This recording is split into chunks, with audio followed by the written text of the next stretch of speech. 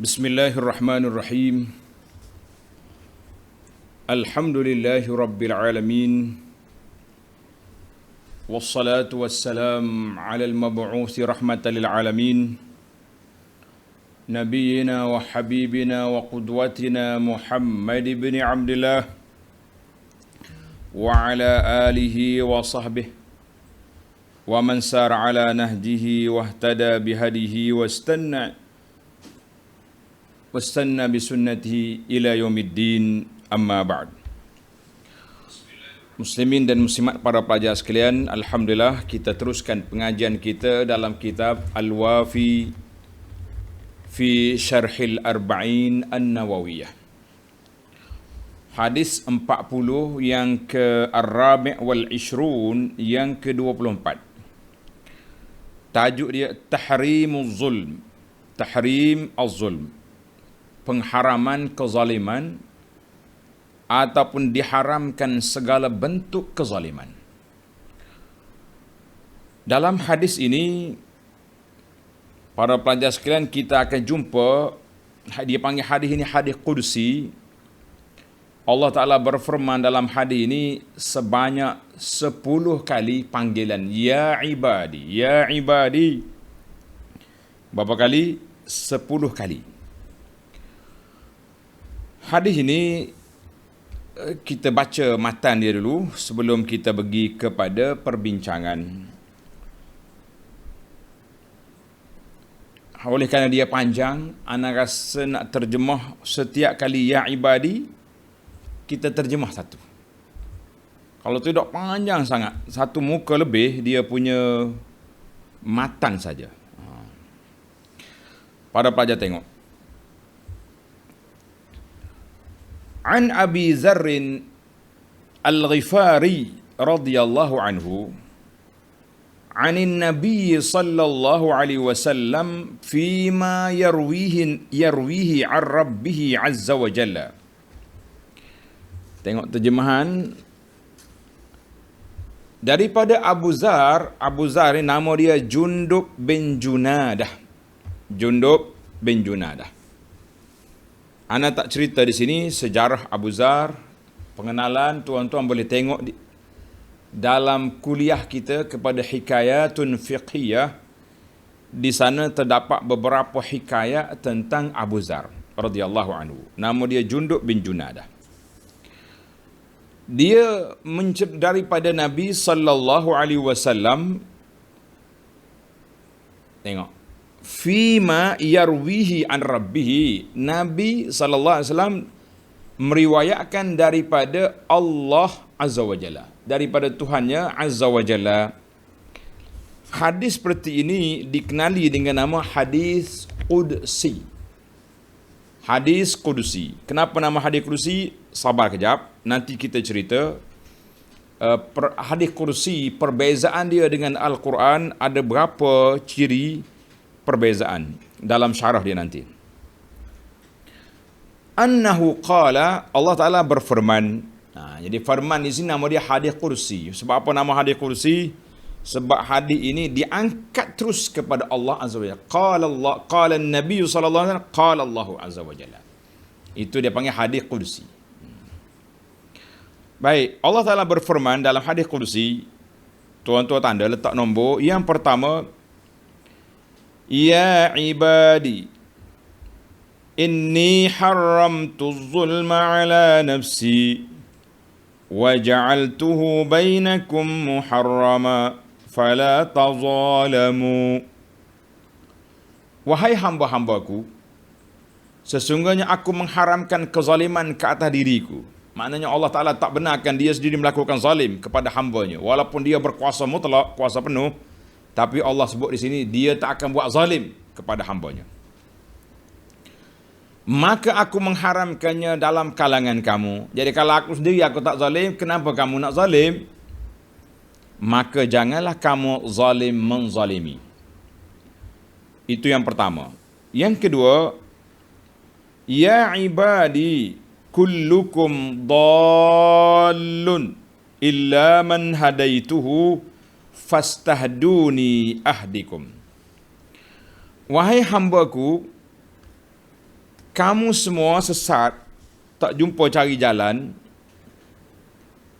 kecuali sesiapa yang aku kurniakan petunjuk kepadanya, maka mintalah petunjuk itu dariku. Mana kalau kamu nak selamat, kamu nak dapat hidayah, nak dapat petunjuk ke jalan yang benar, minta dengan Allah, jangan pergi minta dengan benda lain. Dua. Maknanya yang pertama, larangan zalim. Yang kedua, arahan minta petunjuk dari siapa? Dari Allah. Yang ketiga, ya ibadi, kullukum ja'i'un illa man at'amtuhu fastat'imuni ut'imkum. Wahai hambaku, kamu semua kelaparan, kecuali orang yang aku berikan makanan. Maka mintalah makan dariku, aku akan memberikan makanan kepada kamu. Kita tak boleh nak kata, mana daripada Tuhan, aku masak sendiri, aku pergi tanam padi, tumbuk beras, bawa tanam sayur. Tiba-tiba lah, ya akhi, kita kena faham bahawa kita hanya usaha. Tapi yang menentukan dapat tak dapat, boleh ke tak boleh, itu siapa? Allah yang menentukannya. Itu maksud dia. Yang keempat, ya ibadi kullukum 'ar illa man kasautuhu fastaksuni uksikum. Wahai hamba-hambaku, kamu semua telanjang, maknanya tidak ada pakaian, kecuali orang-orang yang aku berikan pakaian. Maka pintalah pakaian dariku, aku akan mengurniakan pakaian kepada kamu. Mana asal kita ni tak ada apa, tuan-tuan. Kita keluar daripada perut emak kita, kan, kosong. Kamu nak dipakaikan kita pakaian, maka kita kena minta dengan apa? Minta dengan Allah.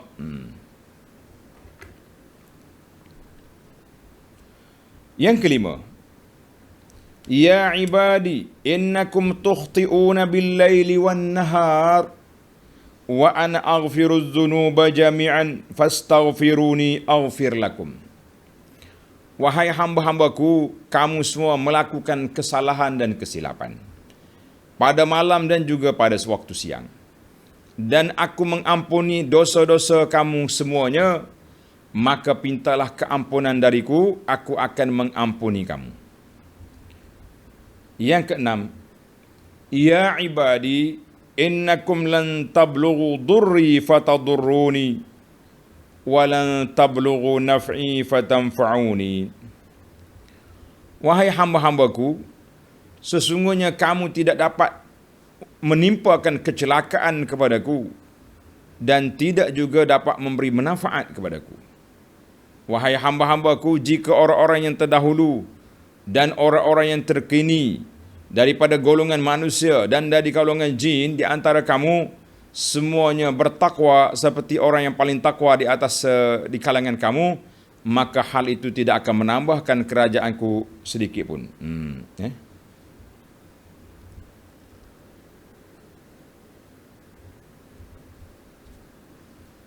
Baik, kita terlanjur ke hadis baris yang kedua tadi.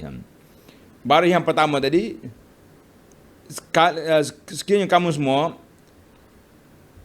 nak mudaratkan aku, kamu tak akan dapat. Begitu juga walan tablughu naf'i fatanfa'uni. Kalau kamu nak bagi manfaat kepada aku pun tak ada faedah juga. Baik. Yang ketujuh, ya ibadi, law anna awwalakum wa akhirakum wa insukum wa jinnukum kanu ala atqa qalbi rajulin wahidin minkum ma zada dhalika fi mulki syai'an. Wahai hamba-hambaku, jika orang-orang yang terdahulu dan orang-orang yang terkini, orang-orang yang kemudian, dia terjemah dia capu habis dalam ni. Awalakum wa akhirakum, orang yang terdahulu, orang yang kemudian. Betul sikit dia punya terjemahan. Manusianya, jinnya, sekiranya mereka duduk di atas satu hati, semuanya bertakwa belaka, tidak menambahkan dalam kerajaan aku sesuatu pun. Sebaliknya pula, tengok ayat yang ke-8. Ya ibadi law anna awwalakum wa akhirakum wa insakum wa jinnakum kanu ala afjari qalbi rajulin minkum ma naqasa zalika min mulki syai'. Sebaliknya pula yang ke-8 ni, jika orang yang terdahulu, orang yang kemudian ala afjari qalbi rajulin, maknanya duduk semuanya jahat, seperti orang yang paling jahat di kalangan manusia ini, maka hal itu tidak akan mengurangi kerajaanku sedikit pun. Allahu Akbar. Yang ke-9, ya ibadi, sekali lagi, lau anna awwalakum wa akhirakum wa insakum wa jinnakum qamu ala sa'idin wahidin fasa'aluni fa'a'taitu kulla wahidin mas'alatahu ma naqasa zalika mimma indi illa ma kama yanqusul mikhyat idza udkhila al-bahra. Allahu Akbar. Wahai hambaku, tengok, patutnya wahai hambaku duduk di awal baris, dia duduk tengah-tengah ni. Wahai hambaku, jika orang-orang yang terdahulu dan yang kemudian dari golongan manusia dan jin, semuanya berada satu tempat untuk meminta kepadaku dan aku penuhi permintaan mereka semua, hal itu tidaklah akan mengurangi perbendaharaanku sedikit pun. Kecuali bagai sebatang jarum yang dicelupkan ke dalam lautan. Masya Allah. Ambil jarum, celup lautan, angkat. Berapa kurang air laut? Tak ada apa-apa. Allahu Akbar. Allahu Akbar. Tuhan kata, ibarat kata. Baik, yang ke-10, tanda tuan, letak nombor. Ya ibadi, innama hiya a'malukum uhsiha lakum, summa uwafikum iyaha, faman wajada khairan falyahmadillah, wa man wajada ghaira dhalika fala yalumanna illa nafsah. Wahai hambaku, sesungguhnya semua itu adalah perbuatanmu. Aku catat semuanya untukmu, kemudian aku balas ia. Maka sesiapa yang mendapat kebaikan, hendaklah dia memuji Allah, dan siapa yang mendapat selain daripada itu, dia buat atas dunia dulu tak baik, balasannya tak baik, janganlah menyalahkan kecuali salahlah diri kamu sendiri. Hadzal hadis rawahu Muslim. Allah. Jelaslah kita pada pelajar sekalian, hadis ini berapa kali ya ibadi? 10 kali.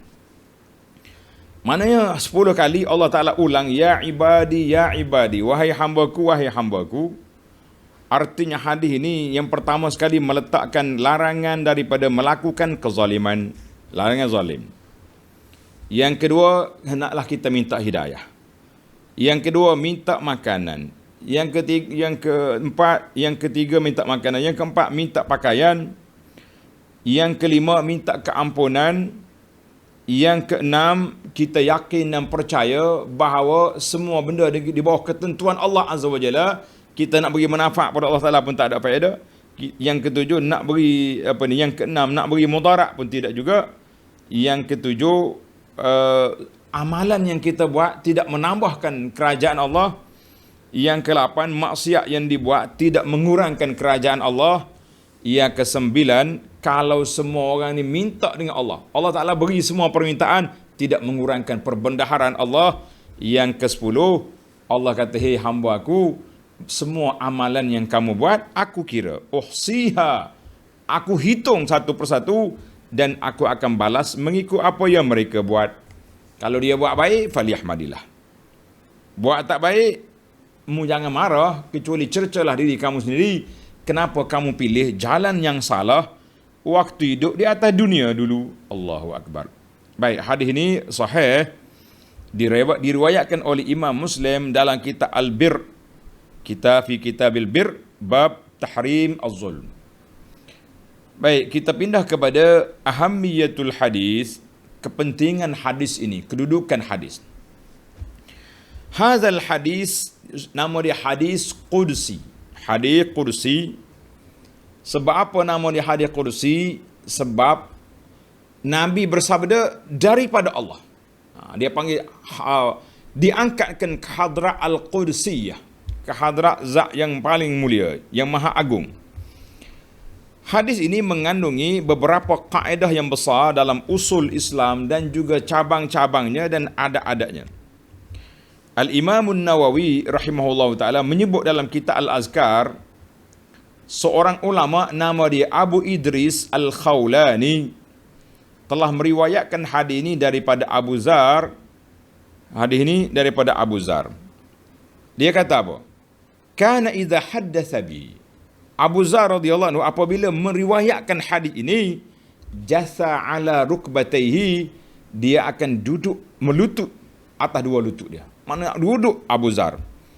Ta'ziman wa ijlalan lahu, kerana mengagung dan mulia hadis ini sebab dia datang daripada Allah Azza wa Jalla. Masya-Allah. Ya, saya itu yang pertama. Yang kedua, dia panggil lataiful isnad. Rijal dalam isnad hadis ini semuanya dimashqiyun. Rawi-rawi dia daripada Damsyik. Masya-Allah. Qala, kata Imam Ahmad rahimahullahu taala, laisa li ahli Syam hadis. Tidak ada bagi ulama-ulama Syam sebuah hadis yang lebih mulia daripada hadis ini. Sebab dalam hadis ini riwayat daripada ahli Syam, daripada Allah Azza wa Jalla. Baik. Kita pindah kepada lughatul hadis, istilah hadis. Yang pertama, haramtu zulma, aku mengharamkan kezaliman. Apa makna zalim? Zalim iaitulah wad'u syai' fi ghairi mahalli. Tengok, zalim ni kita letak sesuatu perkara bukan pada tempat dia. Nama zalim selalu letak bukan tempat. Contohnya kita ambil selipar letak atas kepala, itu zalim nama dia. Ambil kopiah letak di kaki, zalim, sebab tak kena tempat. Jangan salah parking. Dan maksud dia juga apa dia? Suatu perbuatan yang melampaui batasan atau tindakan yang melibatkan manusia tanpa hak untuk berbuat demikian. Jadi semua benda melampaui batasan. Perbuatan zalim adalah satu benda yang mustahil pada Allah Azza wa Jalla. Jadi Allah berfirman, haramtu zulma ala nafsi. Maksud dia apa? Aku mengharamkan kezaliman atas diriku, iaitu ianya tidak datang dariku, bahkan aku suci, bersih dan tinggi daripada sifat kezaliman. Itu Allah Azza wa Jalla. Manakala zalim itu bukan Tuhan. Yang kedua, dhalun dengan makna sesat, iaitu lalai jauh daripada syariat sebelum diutuskan para rasul. Kecuali orang yang aku kurniakan petunjuk padanya, aku membimbingnya kepada apa yang dibawa oleh Rasul, dan aku memberikan taufik kepadanya untuk menerima dan melaksanakan ajaran yang dibawa oleh Rasul itu. Fastahduni, tuntutlah minta daripada aku hidayah. Sa'idin wahidin, jadi satu tempat. Kalau kita duduk satu tempat, berkumpul satu tempat, kemudian semuanya minta dengan Allah, Allah Ta'ala luluskan semua permohonan mereka. Tuhan kata apa? Tidak akan mengurangkan perbendaharaan milik Allah Azza wa Jalla. Kita ni kalau orang ramai-ramai minta, habis kita punya bajet kan. Al-mikhyat, mikhyat dengan mana ibrah, jarum. Uhsiha dengan makna apa? Aku perhitung kamu, aku menetapkannya dengan ilmuku dan para malaikat pencatat amalan. Kenapa Allah Ta'ala guna malaikat pencatat amalan? Sebab nak menyatakan ketelusan. Hei manusia, apa yang kamu buat dicatat oleh malaikat. Kalau nak kira dengan ilmu Allah sudah cukup. Yang ke wafikum iyaha, aku dan kemudian aku berikan ganjarannya, iaitu aku mengurniakan ganjarannya di alam akhirat. Tamaklah kita makna hadis. Lafaz hadis dia panggil mufradat. Kita pindah kepada fiqhul hadis wa ma yurshidu ilaih.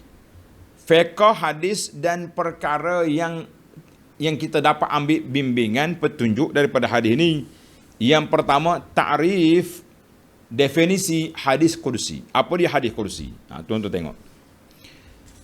Lepas pada ni, kalau kita dengar hadis kursi makna apa?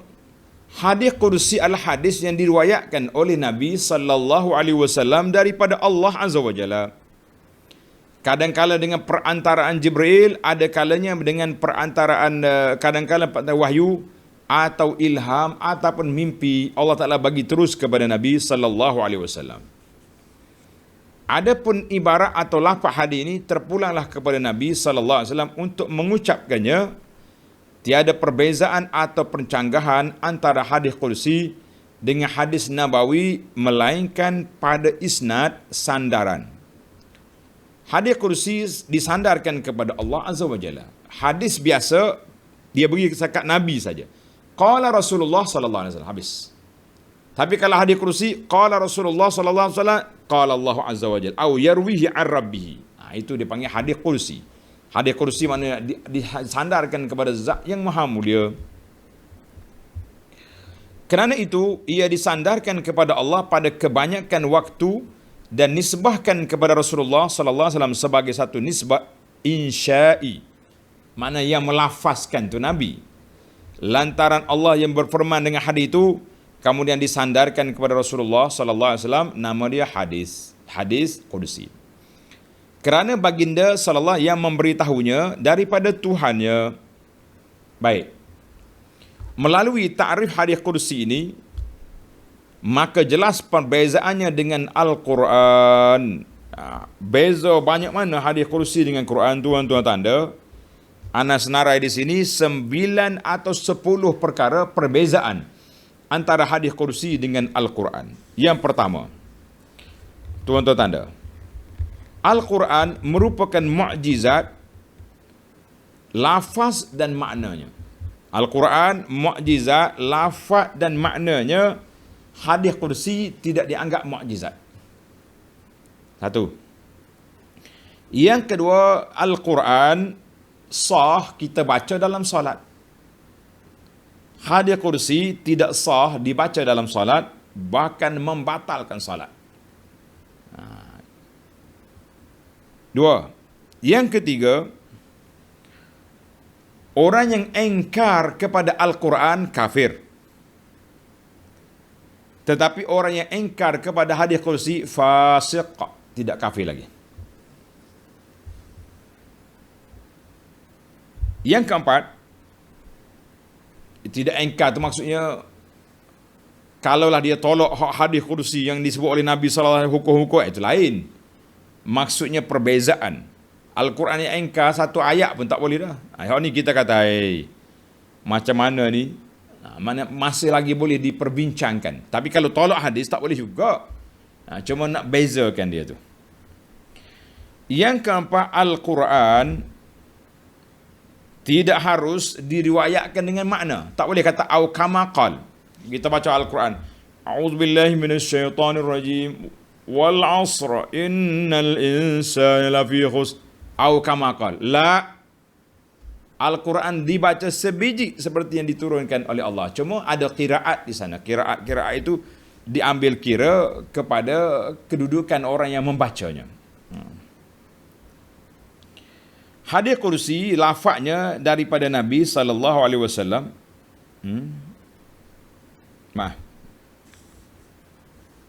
Yang keempat sebut tadi. Yang keempat, Al-Quran lafaznya dan maknanya semuanya dari Allah. Adapun hadis kursi lafaznya daripada kalam Nabi sallallahu alaihi wasallam, maknanya wahyu daripada Allah. Itu yang keempat. Betul balik kalau bertukar. Yang kelima, ni baru sampai. Al-Quran tidak harus diriwayat dengan makna. Bi khilafil haditsil kursi. Hadis kursi harus kita riwayatnya dengan makna.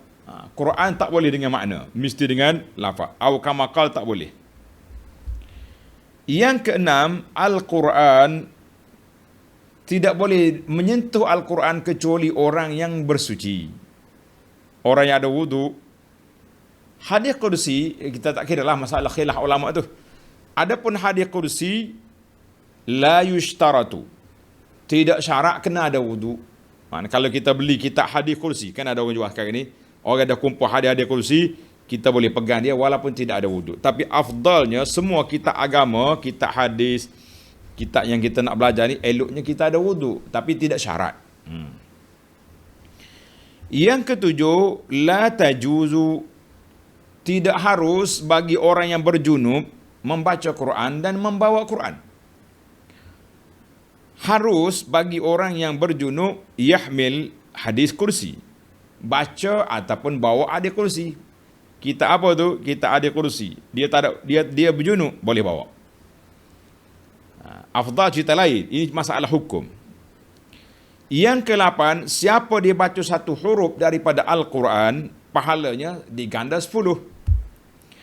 Adapun hadis kursi, la ajra ala mujarrad qiraatihi, tak boleh pahala untuk beribadat seperti Quran. Tapi kalau kita baca kerana dia hadis, macam kita belajar hari ni, nak dapat ilmu, itu boleh pahala ilmu. Tengok ni tuan-tuan, perbezaan antara Quran dengan hadis kursi. Hadis kursi hadis.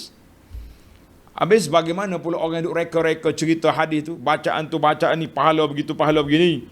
Sebab itulah kita kata kena tapis tuan-tuan. Mentang kau orang sebar poster agak pakai baca belaka lah. Yang ke-9, Al-Quranul Karim la yasih bai'uhu. Al-Quran tak boleh dijual. Sebagaimana riwayat Imam Ahmad, satu riwayat daripada Imam Ahmad, dia kata tak boleh jual Quran. Ataupun makruh menjual Quran mengikut ulama Syafi'i. Berbeza dengan hadis kursi, la yumna, tidak dilarang untuk kita jual. Kita tulis-tulis, kita jual, boleh. Tapi Quran tak boleh. Habis yang orang jual Quran tu macam mana? Dia kata dia tak jual Quran, dia jual kertas. Dia jual kertas, jual dakwat, jual kos cetakan. Sebab itulah orang jual Quran, jangan mahal-mahal. Kita nak dakwah apa? Aku jual kertas ni, tapi dia punya jual mahal. Kita kata lah. Ini saya bila cerita jual Quran ni, satu malam kita solat tarawih di Madinah. Bawa anak-anak kita solat tarawih. Imam baca wala tashtaru bi ayati thamanan qalila. Jangan beli ayat aku tu dengan harga yang murah. Salah seorang daripada anak kita ni, kata anak sulung, balik daripada masjid, nak pergi ke kereta berjalan, masuk dalam kedai, di bawah Hotel Hilton tu ada kedai tempat orang jual Quran. Jadi biasanya kawan-kawan kita yang jual kedai buku masa tu, kenal lah Abu Anas ni, sebab Anas duk bagi buku Mekah Madinah tu, dia orang jual kat kedai tu, dia masuk-masuk. Anak kita ni pegang Quran kecil, mushaf. Ya Ami, kam ada? Berapa ni harga ni? Tuan kedai kata 10 rial. Budak ni kata la, ya Amil la. Dia kata lesh la, kenapa tak boleh? Tadi imam baca dalam tarawih, wala tashtaru biha ayati samanan qalila. Mu jangan jual ayat aku dengan harga murah. Tuan kedai tu ketawa, ambil lah, mu ambil 100 rial. Oh, tengok. Itu dia panggil kepahaman budak-budak. Jangan jual ayat Quran dengan harga murah. Syekh kata, aku bukan jual Quran, aku jual kertas mushaf ini 10 rial. Quran tak boleh jual. Masya Allah, tabarakallah. Menarik cerita sejarah budak-budak. Baik. Tanda tuan-tuan, yang ke-10, perbezaan yang ke-10, al-ahadithu al-qudsiyah. Hadis-hadis qudsi ini tusamma al-ilahiyah. Hadis yang diambil daripada Allah Azza wa Jalla. Jadi hadis kursi ini ada lebih daripada 100 hadis. Lebih daripada 100 hadis. Ini bukan perbezaan dah, ini sedikit huraian. Wa qad jama'ha ba'dul a'imma, sebahagian daripada ulama hadis telah mengumpul hadis kursi seperti Syekh Ali bin Balaban dalam kitabnya yang bernama Al-Maqasidus Saniyah fil Ahaditsil Ilahiyah. Dia kumpul lebih kurang 100 hadis kursi yang telah dikumpulkan. Alhamdulillah sekarang ini sudah banyak kitab-kitab yang dikumpul oleh ulama. Sahih hadis kursi pun ada dan lain-lain. Kita kata alhamdulillah. Itulah 9 perbezaan Yang ke-10-nya penjelasan. Baik, sekarang ni kita berpindah kepada fiqh hadis yang kedua. Fiqh hadis yang kedua tak banyak tuan-tuan, kita ada 4 fiqh je yang dibawa dalam syarah hadis ni. Sepatutnya macam ni je, ringkas-ringkas je. Satu kuliah, satu hadis. Tapi kadang-kadang terpaksa sampai 5-6 kuliah baru habis dia punya syarah. Jadi tuan syekh kita ni pun dia tengok tepat lah kot, kan? Baik. Fiqh hadis yang kedua, tahrimuz zulm ala Allah. Allah mengharamkan kezaliman atas dirinya. Mana Tuhan kata, aku tak melakukan zalim kepada hamba-Ku. Itu maksudnya haramkan kezaliman atas diri dia.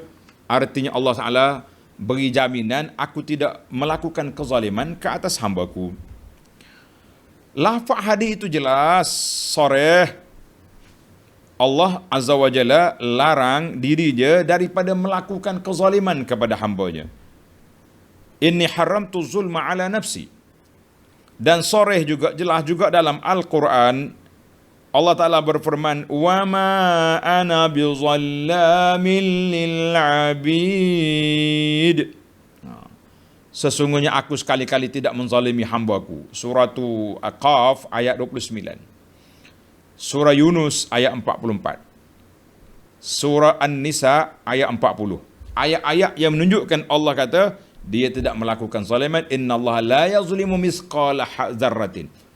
Aku tak melakukan zaliman walaupun sebesar biji sebesar zarah. Tak ada. Baik. Fiqh hadis yang ketiga, fiqh hadis yang ketiga, tahrimuz zulm 'ala al-ibad. Allah Ta'ala haramkan kezaliman sama-sama manusia. Allah Ta'ala tak benar diri dia, dia tak benar juga sama-sama kita. Allah Ta'ala juga mengharamkan hamba-Nya berlaku zalim dan melarang saling menzalimi antara mereka.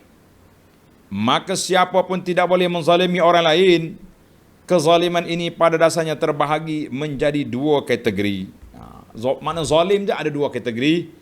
Para pelajar tanda. Yang pertama, zalim kepada diri sendiri.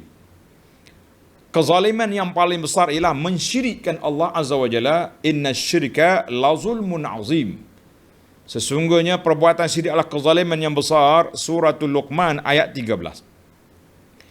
Karena itu syirik menjadi makhluk. Syirik, apa makna syirik? Menjadikan makhluk itu setara dengan pencipta Al-Khaliq untuk menyembahnya. Sedangkan Allah suci daripada sebarang sekutu ataupun syirik. Selepas kezaliman syirik, mempersekutukan Allah ialah kezaliman melakukan maksiat, dosa-dosa besar dan dosa-dosa kecil. Kerana pada kedua-duanya terdapat kezaliman atas diri yang merupakan punca kepada azab dan kemusnahan di dunia dan di akhirat. Maknanya zalim yang pertama dia panggil zalim diri sendiri, yang paling jahat sekali iaitulah melakukan syirik. Yang kedua, laku dosa besar. Yang ketiga, melakukan sebarang bentuk jenis dosa. Maka di sini kita nampak kita kadang-kadang terjebak dengan dosa-dosa dengan maksiat. Kalau tidak besar pun yang kecil tak lepas. Maka itu dia panggil zalim. Maka kita kena minta ampun. Kan Allah sebut tadi, mintalah ampun dengan aku, aghfir lakum, aku ampunkan dosa kamu. Baik, yang kedua, zulmul insan li ghairihi. Seorang manusia melakukan kezaliman kepada orang lain. Ini dia panggil zalim, sama-sama makhluk. Pengharamannya berulang-ulang kali dalam hadis-hadis Nabi sallallahu alaihi wasallam dan juga dalam Al-Quran juga. Allah Ta'ala larang daripada melakukan kezaliman. Di antaranya sabda Nabi sallallahu alaihi wasallam yang diriwayatkan oleh Imam Bukhari dan Muslim daripada Abdullah bin Umar, inna zulma zulumatun yaumal qiyamah. Sesungguhnya kezaliman itu adalah kegelapan pada hari kiamat. Hadis dalam Bukhari Muslim daripada Abu Musa al-Ash'ari. Sabda Nabi sallallahu alaihi wasallam, inna Allah la yumli liz-zalim hatta idza akhadahu lam yuflithu. Kadang-kadang Tuhan biar orang zalim tu zalim. Bila Allah Ta'ala ambil tindakan, dia tak akan lepas. Ada orang yang berlaku diktator sampai 20, 30, 40 tahun pemerintahan diktator. Zalim. Sekali Tuhan ambil dia, tak terlepas. Allahu Akbar.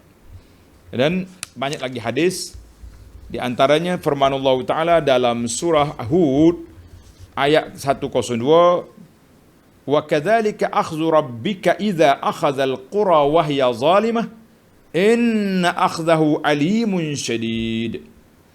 Dan begitulah azab Tuhanmu apabila dia mengazab penduduk negeri-negeri yang berbuat zalim, sesungguhnya azab itu adalah sangat pedih lagi keras. Maka tidak diragukan lagi bahawa mengekalkan keadilan di dalam berurusan dengan manusia dan pengharaman kezaliman dalam kalangan mereka adalah daripada maksud-maksud dan objektif ataupun maqasid terpenting dalam Islam. Kita fahamlah Islam ni mengajar kepada kita supaya berlaku adil, tidak melakukan kezaliman. Ini adalah disebabkan keadilan itu asas bagi menguatkan sesuatu hukuman atau ketamadunan. Sebagaimana kezaliman itu merupakan sebab kemusnahan umat dan tamadun manusia dan terhapusnya kebahagiaan dalam kehidupan. Sebagaimana ianya merupakan sebab bagi memperolehi kemurkaan Allah di dalam alam akhirat. Allahu Akbar. Nas'alullah as-salamatu wal afiyah. Baik, kita berpindah kepada fiqh hadis yang keempat. Al-iftiqar ila Allah, hanya mengharapkan kepada Allah Azza wa Jalla. Wal khalqu kulluhum muftaqiruna ila Allah. Semua makhluk, kita, jin dan lain-lain makhluk, semuanya bergantung kepada Allah bagi memperolehi kebaikan dan menolak kemudaratan di dalam alam dunia dan juga di akhirat. Mereka amat memerlukan hidayah Allah dan rezekinya dalam dunia, dan mereka amat memerlukan rahmat Allah dan keampunannya di negeri akhirat. Seorang Muslim mendekatkan diri kepada Allah dengan menzahirkan hajat dan pengharapannya, dan menampak pengabdiannya yang sebenar-benar kepada Allah, Tuhan sekalian alam, di dalam salah satu keadaan ini. Bagaimana kita nak zahirkan pengabdian diri kepada Allah Azza wa Jalla melalui 3 perkara. Tuan-tuan tanda. Ini kita tamatkan perbincangan kita dengan tanda pengabdian diri seorang hamba itu kepada Allah melalui 3 perkara. Yang pertama, bisual, dengan kita minta dengan Allah Azza wa Jalla. Sentiasa minta dengan Allah. Allah Subhanahu wa Ta'ala suka apabila kita meletakkan, menzahirkan kita ni sangat berhajat kepada Allah Azza wa Jalla. Sentiasa berdoa, memohon, meminta apa saja. Minta makanan, minta minuman, minta pakaian, minta itu untuk fizikal kita hidup, minta hidayah, minta petunjuk, minta keampunan. Allahu Akbar. Dalam hadis yang diriwayat oleh Imam Tirmizi, dan Nabi sebut apa? Liyas'al ahadukum rabbahu hajatahu kullaha hatta syasi'a na'lihi idzan qata'a. Allahu Akbar. Nabi kata apa? Hendaklah seorang kamu minta semua hajatnya daripada Tuhannya sehingga tali kasutnya putus. Kita minta dengan Allah, ya Rabbi, rezekikanlah aku tali kasut yang baru. Walaupun tali kasut RM2 ya harganya, tapi nak ceritanya yang kecil ke yang besar, kan? Semua sekali, kulluha kita minta dengan siapa? Dengan Allah Azza wa Jalla. Menyatakan iftiqar, berhajatnya kita kepada Allah Azza wa Jalla. Baik. Tanda yang kedua, seorang itu mengabdikan kepada Allah. Yang kedua, bi talabil hidayah, dengan kita minta, menuntut hidayah. Hidayah. Hari-hari kita minta hidayah. Di mana? Dalam solat kita, ihdinas siratal mustaqim. Minta Allah Ta'ala hidayah, tunjuk kita jalan yang diredai oleh Allah. Kalau tak minta dengan Allah, nak minta dengan siapa? Yang terakhir, yang ketiga, tanda seorang itu mengabdikan diri kepada Allah bilimtisalil kamil, dengan mematuhi dan mentaati Allah sepenuhnya. Dengan yang demikian itu terhasil dengan menjauhi segala larangan dan melakukan segala suruhan Allah Azza wa Jalla, maka terhasillah dia punya perjalanan. Alhamdulillah, tamaklah kita para jemaah sekalian. Hadis yang ke-24. InsyaAllah dalam siri yang akan datang kita akan masuk hadis yang ke-25. Fadlullahi ta'ala wasi'atu rahmatihi, kelebihan Allah dan luasnya rahmat Allah Ta'ala. InsyaAllah kita akan sambung dalam siri yang akan datang. Subhanakallahumma wa bihamdika asyhadu an la ilaha illa anta astaghfiruka wa atubu ilaik. Wa sallallahu ala nabiyyina Muhammad wa ala alihi wa sahbihi ajma'in. Walhamdulillahi rabbil alamin. Wassalamu alaikum warahmatullahi wabarakatuh.